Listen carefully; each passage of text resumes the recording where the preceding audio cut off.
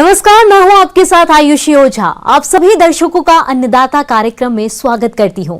हमारे देश का किसान जन का पोषक है, वह श्रम का देवता है, अन्नदाता है। उसमें ही भारत की आत्मा निवास करती है। ऐसे ही किसानों की प्रगति के लिए हम खेती बाड़ी से जुड़ी हुई बहुत सी नई लाभकारी जानकारियां हर रोज सुबह लेकर आते हैं। तो चलिए कार्यक्रम शुरू करने से पहले देखते हैं क्या है आज के अन्नदाता में। रंगीन शिमला मिर्च की खेती कर रहे किसान से मुलाकात। खरीफ मौसम में करें उड़द की वैज्ञानिक तकनीक से खेती।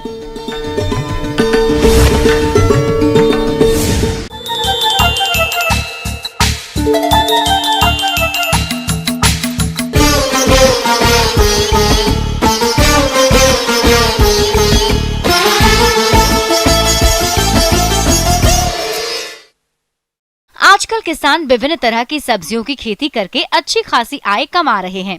आज हम आपको हिमाचल प्रदेश जिला सोलन के एक ऐसे ही प्रगतिशील किसान शैलेंद्र शर्मा से मिलवा रहे हैं, जो पॉली हाउस में रंगीन शिमला मिर्च की प्राकृतिक तकनीक से खेती करके अच्छा खासा मुनाफा कमा रहे हैं। तो आइए मिलते हैं इन्हीं से और जानते हैं इनके अनुभव को।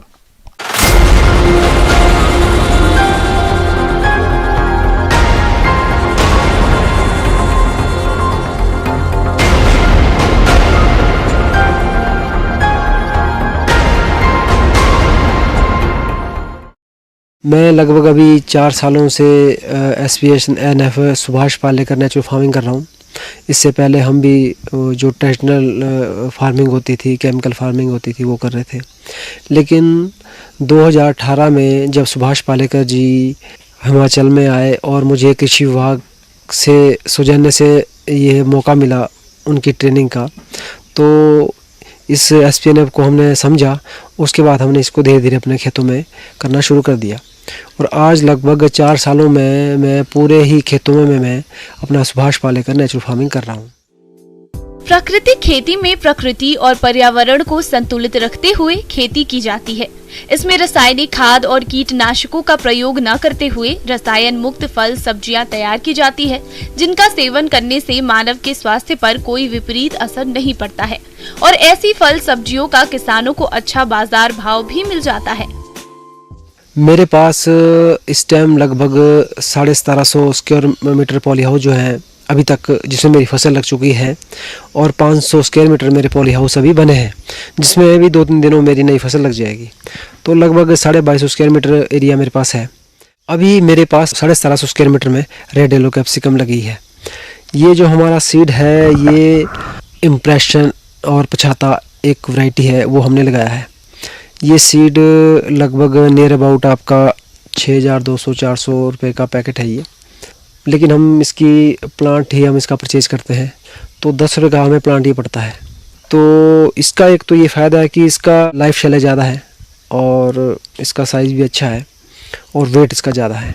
ये जो हमने इसको प्लांटेशन किया था, हमने मार्च में इसका प्लांटेशन किया था। ये आपका मार्च को ये पॉली हाउस में लगाया था। और इससे पहले तो जो अगर हम केमिकल खेती की बात करें, उससे पहले तो हम इसमें जैसे खादें डालते थे। लेकिन अभी 4 सालों से क्या है कि जब हम ये पौध लगाते हैं तो इससे पहले हम इसमें धन जीवामृत डालते हैं और एक छिड़काव पहले जीवामृत खट्टी लस्सी का करते हैं और फिर इसको हम बेड दे के लगा देते हैं। अगर हम डिस्टेंस की बात करें तो इसमें लाइन टू लाइन अगर ये हम बात करें तो 1.5 फुट का है, और जो चलने वाली जगह है उसका 2.5 फुट का एरिया है, और जो प्लांट टू प्लांट है वो 1 फुट का एरिया है। फिर इसमें एक बात कि आपका जब पौधा थोड़ा बड़ा जाता है, फिर इसमें आपके धागे हमें इसमें बांधने होते हैं। फिर इसमें हम धागा बांधते हैं और एक प्लांट में हम लगभग 4 टहनियाँ रखते हैं और बाकी के हम सारे उसको नोचिंग करके तोड़ देते हैं। यह किसान भाई अपने पॉली हाउस में लगी रंगीन शिमला मिर्च की फसल में कौन कौन सी प्राकृतिक चीजों का प्रयोग करते हैं और इनको तैयार किस तरह से करते हैं, आइए जानते हैं। तो ये जो खेती है ये प्योरली है गौ आधारित खेती है। ये खेती पूरी गाय के ऊपर आधारित है। इसमें जितने भी आपके स्प्रे के लिए घटक बनने हैं वो देसी गाय के गोबर और गौमूत्र से ही बनने हैं। और जितना ये अपना हम घटक बनाते हैं वो जो अगर हम डालने का शेड्यूल या बनाने का शेड्यूल है, तो जैसे मान लो हम अभी हम बात कर रहे थे कि हम इसमें आप लगाने से पहले क्या क्या तैयारी करते हैं।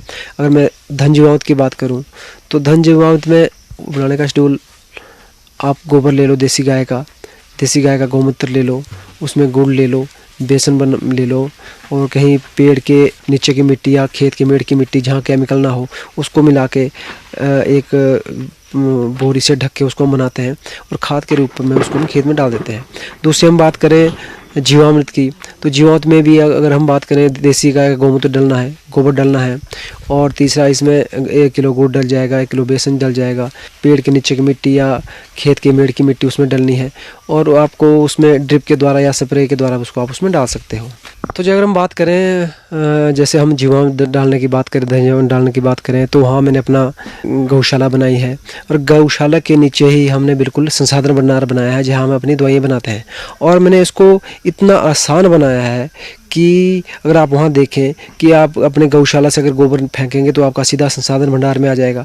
दूसरी गौमूत्र आपको इकट्ठा करने की ज़रूरत नहीं है। मैंने गौशाला में पाइप लगाई है और सीधा वो गौमूत्र जो है संसाधन भंडार में आसानी से आ जाता है। अब वहाँ से आसानी से आप गौमूत्र गोबर इकट्ठा करके आप दवाइयाँ बना सकते हो। और उसी संसाधन भंडार के नीचे हमने टैंक बनाया है, और वो टैंक के ऊपर मोटर लगा के पूरे पॉली हाउस में एक स्विच दबा के दवाई वहाँ से आप पूरे पॉली हाउस में आप डाल सकते हो। अब हमने मान लो स्प्रे करनी है, कोई भी घटक हमने स्प्रे करनी है, जैसे मान लो हमारे फंगस लगी है या न्यूट्रिशन के लिए हमने स्प्रे करनी है, तो जीवामृत घोला, वहाँ हमने छाना और वहीं से पावर स्प्रे से सारी जगह को एक ही जगह से हमने स्प्रे कर दी।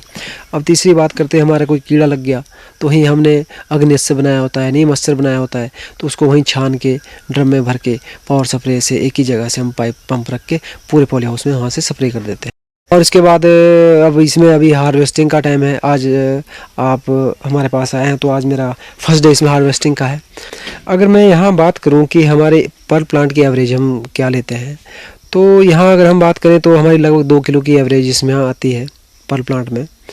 और अगर हम इसका मूल्य लगाएं तो जैसे अभी मैं बता रहा हूँ कि 150 रुपये रेट है, और आने वाले टाइम में लगभग 100 रुपये बिक सकता है, 50 बिक सकता है और 20 बिक सकता है।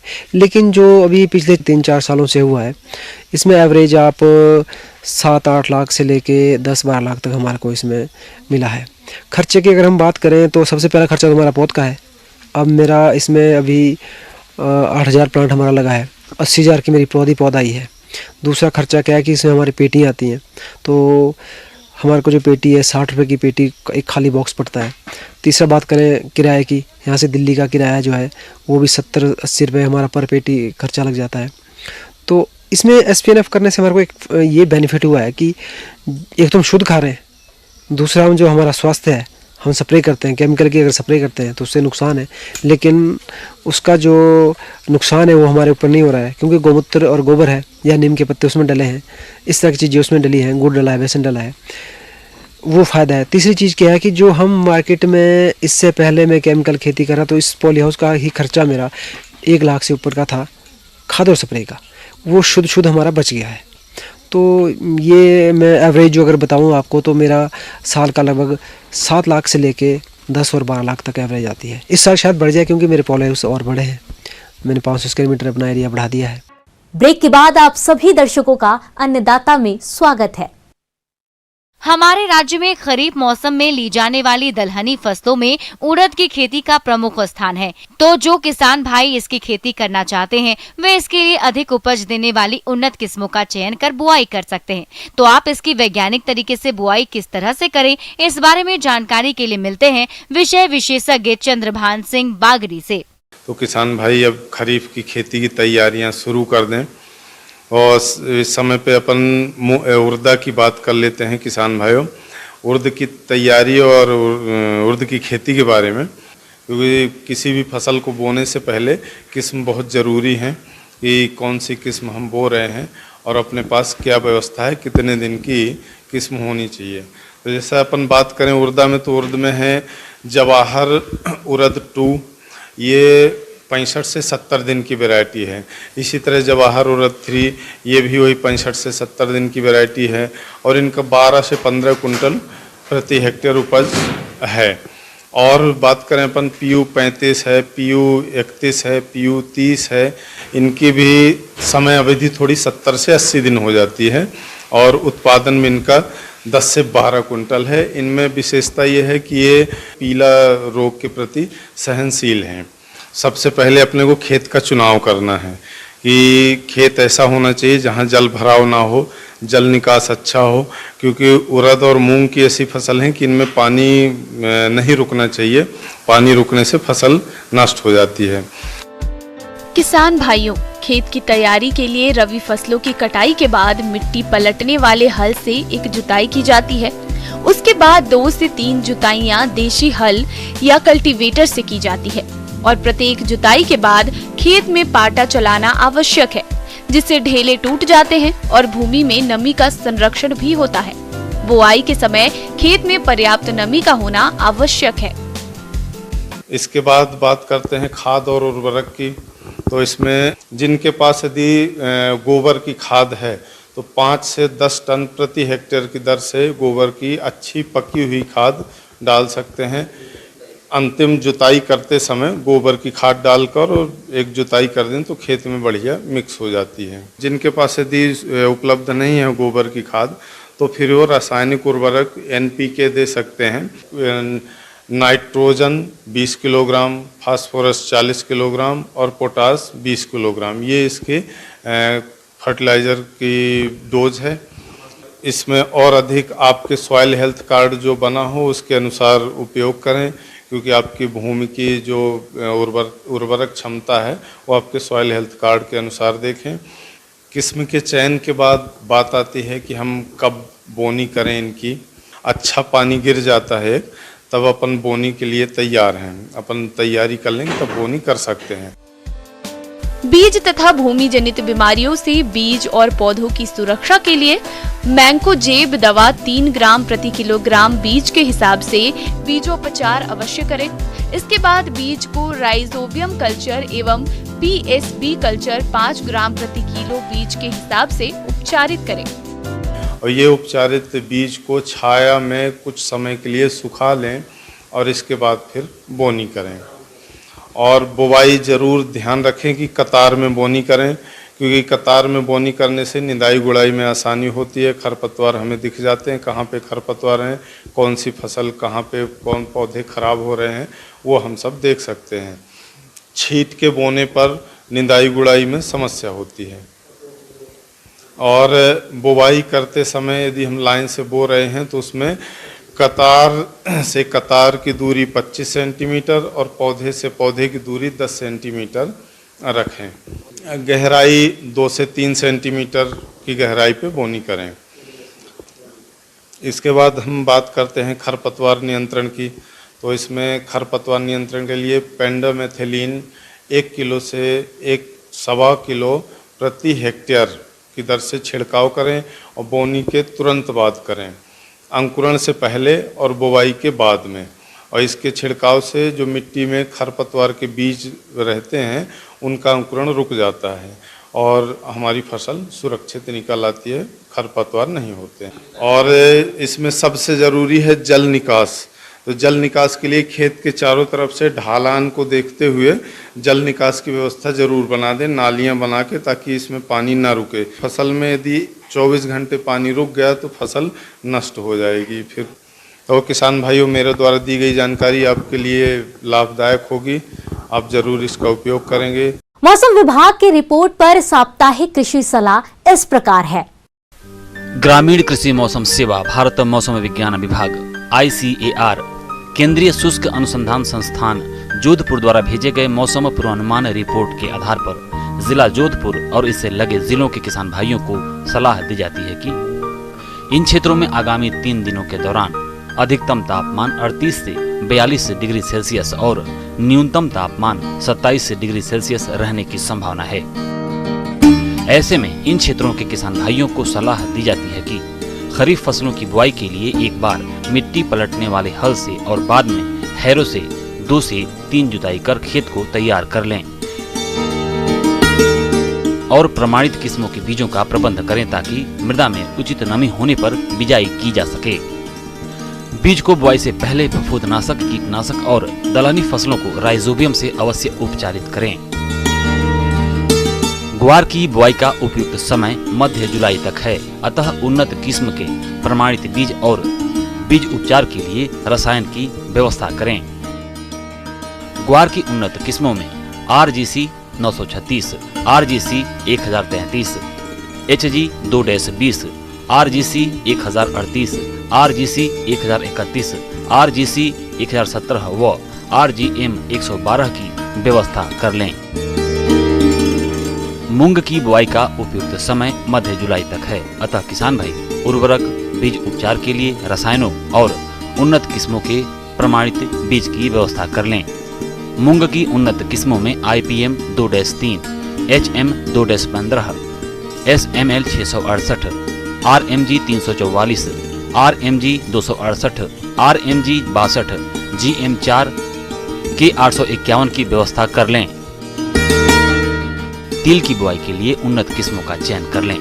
तिल की उन्नत किस्मों में RT 46, RT 125, RT 127, RT 346 का चयन करें। उर्वरक और बीज उपचार के लिए आदानों की व्यवस्था करें। बीज को ट्राइकोडर्मा विरिडी 4 ग्राम या कार्बेंडाजिम 1 ग्राम और थायरम 2 ग्राम से प्रति किलोग्राम बीज को उपचारित करना चाहिए। टमाटर की फसल के लिए नर्सरी तैयार करें। टमाटर की उन्नत किस्मों में पूसा रूबी, पूसा 120, अर्का विकास, सोनाली, पूसा हाइब्रिड 1 और पंत बहार किस्मों की बुआई करें। बुआई के लिए 400 से 500 ग्राम बीज प्रति हेक्टेयर के लिए उपयुक्त है।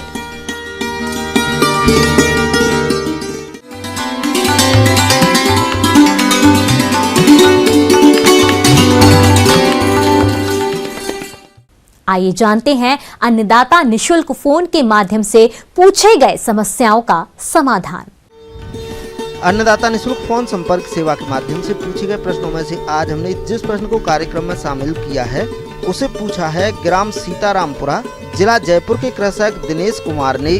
ये पशुओं में परजीवियों की समस्या के समाधान के बारे में जानकारी चाहते हैं। तो दिनेश कुमार जी, आपकी जानकारी के लिए प्रस्तुत है कार्यक्रम का ये अंश। आज किसान भाइयों, हम पशुओं में बाह्य और भीतरी कृमि पर और जो एक्टोपैरासाइट हैं और एंडोपैरासाइट हैं, दोनों के ऊपर चर्चाएं करेंगे। तो किसान भाइयों, पहले हम बाह्य परजीवियों को लेते हैं, जो जिनको हम किलीली, गिचूली या मिडुला बोलते हैं या पिस्सू बोलते हैं। तो किसान भाइयों, ये जो एक्टोपैरासाइट है, ये सबसे पहले तो जानवर से जानवर में फैलता है और कुछ ऐसी बीमारियां हैं जो इनके कारण और ज़्यादा फैलती हैं, दूसरे पशुओं में देखने को मिलती हैं, जैसे बेबेसियोसिस है, थाइलेरियोसिस है, जो एक्टोपैरासाइट से फैलती हैं। इनसे भी अपने पशुओं को बचा सकते हैं। अक्सर देखने को आता है कि हमारे कुछ पशुपालक भाई अपने दुधारू पशुओं में आने वाले बाह्य परजीवियों पर ठीक तरह से ध्यान नहीं दे पाते, जिसका विपरीत प्रभाव पशु के स्वास्थ्य के अलावा उसके दुग्ध उत्पादन पर भी देखने को आता है। ये बाह्य परजीवी पशुओं का खून चूस कर उनके स्वास्थ्य पर प्रभाव डालते हैं, जिससे पशु कमजोर और बीमार पड़ जाते हैं। दूसरी बात किसान भाइयों, इसकी एक अपना जीवन काल होता है, जीवन चक्र होता है। अगर हमें इस जीवन चक्र को बीच में कहीं तोड़ दें तो हमको उसकी लाइफ साइकिल को कहीं ना कहीं से ब्रेक करना पड़ेगा। हम ये कर सकते हैं कि हम वहाँ किसी केमिकल का ऐसा यूज कर लें जिससे कि वहाँ मक्खी, मच्छर, इन सब के लार्वा और जो कृमि है उनके लार्वा भी खत्म हो जाए। तो किसान भाइयों, जो बाह्य परजीवी हैं, इसके लिए हम देसी नुस्खों में, जैसे कि नीम है, उसका काढ़ा बना के नीम को उबाल के उसका जो तेल है उसको यूज़ कर सकते हैं। इसके अलावा बाज़ार में जैसे आपके साइपरमेथ्रिन, फ्लूमेथ्रिन, डेल्टामेथ्रिन ऐसे तत्व हैं जिनको हम इस्तेमाल कर सकते हैं। पशुपालक भाइयों, इन दवाओं का घोल बनाकर पशु के शरीर पर अच्छी तरह से लगाएं, लेकिन इनका प्रयोग करते समय कुछ सावधानी रखें। जैसे दवाई लगाने के समय बड़े पशु या बछड़े बछड़ियों के मुंह में मूसिका लगा देना चाहिए, जिससे वो अपने शरीर को चाट ना सके, जिससे पशु को किसी भी तरह का नुकसान ना हो। भीतरी परजीवी हैं, ये वर्षा के मौसम में और स्पेशली जब हवा में नमी बढ़ जाए और गर्मी पड़े, इस समय ये परजीवी ज़्यादा पनपते हैं। अब बात करें किसान भाइयों के, हमको जो जानवर के भीतर जो कृमि है, भीतरी और बाहरी दोनों के लिए आप यूज करें तो आप आइवरमेक्टिन का इंजेक्शन या डोरामेक्टिन, उससे जो एडवांस इंजेक्शन है डोरामेक्टिन को यूज़ कर सकते हैं।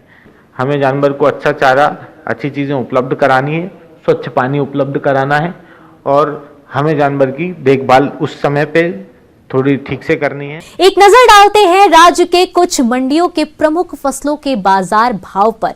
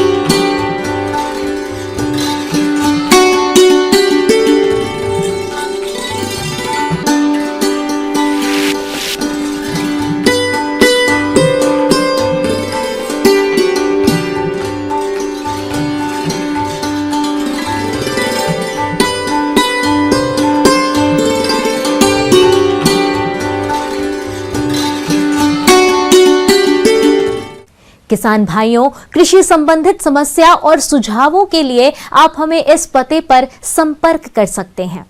प्रोड्यूसर अन्नदाता news 18 Rajasthan, Ramoji film city, Hyderabad 501512। साथ ही आप हमें ईमेल भी कर सकते हैं। हमारा ईमेल है p18annadatarajasthan@nw18.com। इसके अतिरिक्त आप हमें निशुल्क हेल्पलाइन नंबर 180088921163 पर सोमवार से शनिवार सुबह 10 से शाम 4 बजे के बीच संपर्क कर सकते हैं।